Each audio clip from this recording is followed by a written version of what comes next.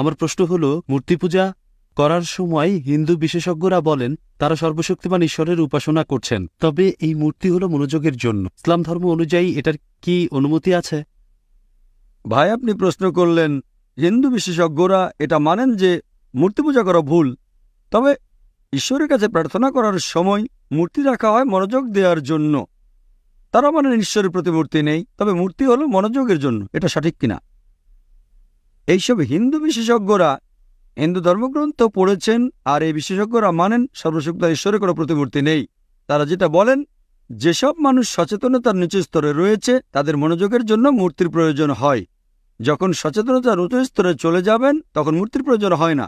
আমি এই পণ্ডিত আর বিশেষজ্ঞদের বলবো যে যেসব মানুষ সচেতনতার উঁচু স্তরে তাদের মনোযোগের জন্য মূর্তি লাগে না, আমরা মুসলিমরা অলরেডি সেই উঁচু স্তরে পৌঁছে গেছি, আমাদের মনোযোগের জন্য মূর্তির প্রয়োজন হয় না।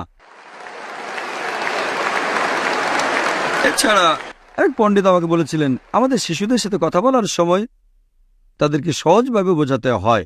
যদি আপনার ছেলে জিজ্ঞেস করে বিদ্যুৎ কেন চমকায়, আপনি বলবেন যে ঠাকুরমা ওখানে চাক্কি পিষছে, বিদ্যুৎ চমকাচ্ছে কারণ ঠাকুরমা চাক্কি পিষছে, স্বর্গে বসে ঠাকুরমা ময়দা গুঁড়ো করছে। আমি বললাম, ইসলাম অনুযায়ী আমরা মিথ্যে বলতে পারি না, ঠাট্টা করেও না।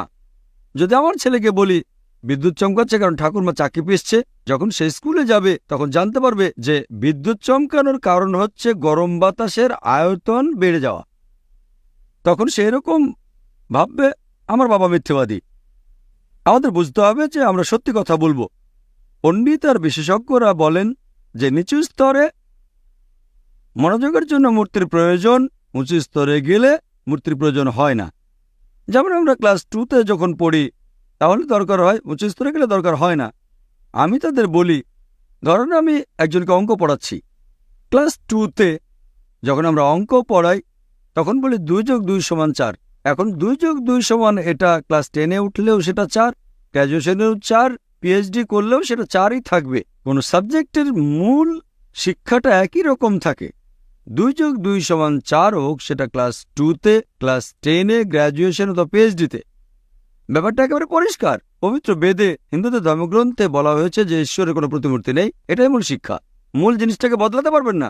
কেউ যদি আমাকে বলে যে ক্লাস 2তে 2+2=5, আপনি ছেলেকে বলবেন না চিন্তা করো না, ক্লাস 10-এ উঠলে তোমাকে বলবো 2+2=4, আমি এখনই শুধরে দেব?